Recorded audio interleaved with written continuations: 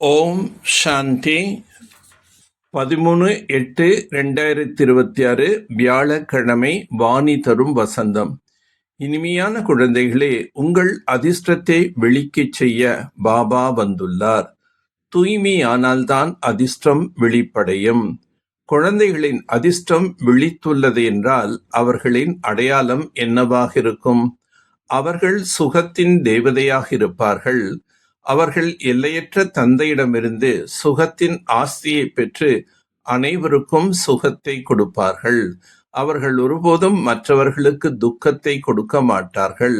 அவர்கள் வியாசரின் உண்மையிலும் உண்மையான சுக தேவர்கள்.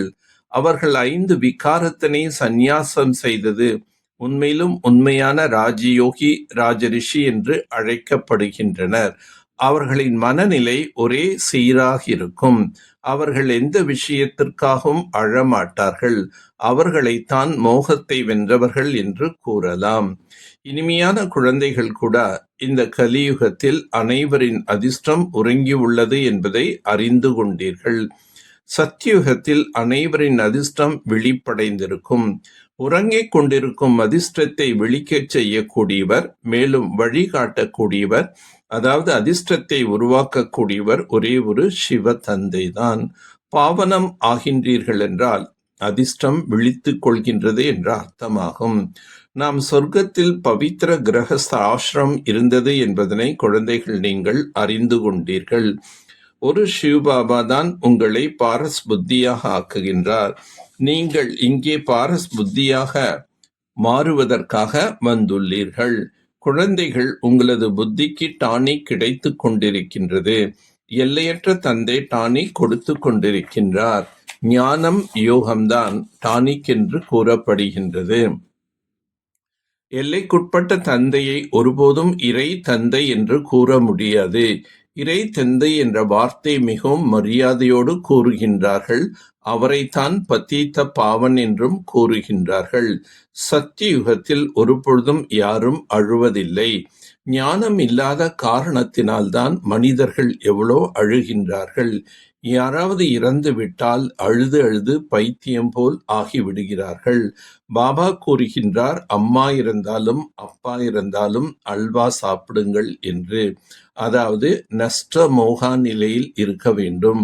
ஒரு சிவ பாபாவை தவிர வேறு யாரும் இல்லை என்ற நிலை இருக்க வேண்டும். மோகத்தை வென்ற ராஜாவின் கதை கூட உள்ளது. 5 விகாரங்கள் உங்களை எவ்வளோ கெடுத்துவிட்டது என்று பாபா புரிய வைக்கின்றார். டாக்டர்கள் ஆத்மாவை பார்ப்பதற்கு மிகவும் தலை உடைத்துக் கொள்கிறார்கள். ஆனால் ஆத்மாவை அவர்களால் காண முடிவதில்லை. ஒவ்வொருவரின் கணக்கு வழக்கம் தனித்தனியானது. ஆகையால் யார் சரீரம் விட்டாலும் அழக்கூடாது. முழுமையாக மோகத்தை வென்றவராக ஆக வேண்டும். நமக்கு ஒரு பாபாவை தவிர வேறு யாரும் இல்லை என்பது புத்தியில் இருக்க வேண்டும். 5 விகாரங்கள் புத்தியை கெடுத்து விடுகின்றது. ஆதலால் அதனை தியாகம் செய்ய வேண்டும். சுக தேவதையாக ஆகி அனைவருக்கும் சுகம் கொடுக்க வேண்டும். யாருக்கும் துக்கம் கொடுக்க கூடாது. பிறவி எடுப்பது, மரணிப்பது, துக்கம் சுகம் அடைவது, இது ஒவ்வொரு மனித ஆத்மாவின் சமஸ்காரமாகும். உடலை கொடுக்கக்கூடிய தாய் தந்தை கர்ம பந்தனத்திற்கேற்றாற்போல் தந்தை மகன் என்ற உறவில் வருகிறார்கள். சுகம் துக்கம், பிறப்பு இறப்பு கர்மத்துக்கு தந்தாற்போல் ஏற்படுகின்றது. பரமாத்மா சுகத்தின் கடல். அவர் தனது குழந்தைகளை துக்கத்தை தரமாட்டார். எப்போதும் தெய்வீக மரியாதைகள் என்னும் கோட்டிற்குள் இருப்பதற்கான கவனம் செலுத்தக்கூடிய மரியாதா புருஷோத்தமர் ஆகுக. எந்த குழந்தைகள் தங்களை ஒரே தந்தையாகிய ராமர் என்ற இறைவனின் உண்மையான செய்தி என்று உணர்ந்து எப்போதும் தெய்வீக வரைமுறைகள் என்னும் கோட்டிற்குள் வாழ்கின்றார்களோ, அதாவது இதை கவனத்தில் கொள்கின்றார்களோ, அவர்கள் விழிப்புணர்வுடன் இருப்பதால் இயல்பாகவே எப்போதும் மகிழ்வுடன் இருப்பார்கள்.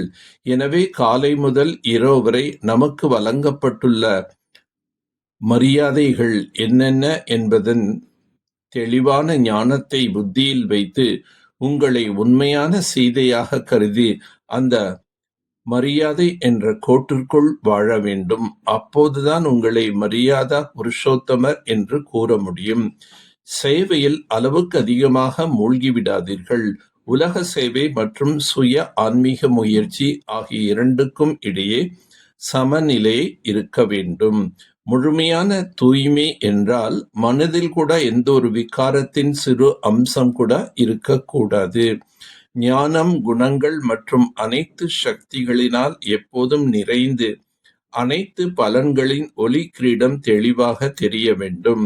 தன்னை எப்போதும் ஒளிமயமான ஆத்மஸ்வரூபத்தில் அனுபவம் செய்ய வேண்டும். கர்மம் செய்யும் போதும் தன்னை லேசாக உணர வேண்டும். நல்லது. ஓம் சாந்தி. ஓம் சாந்தி. ஓம் சாந்தி.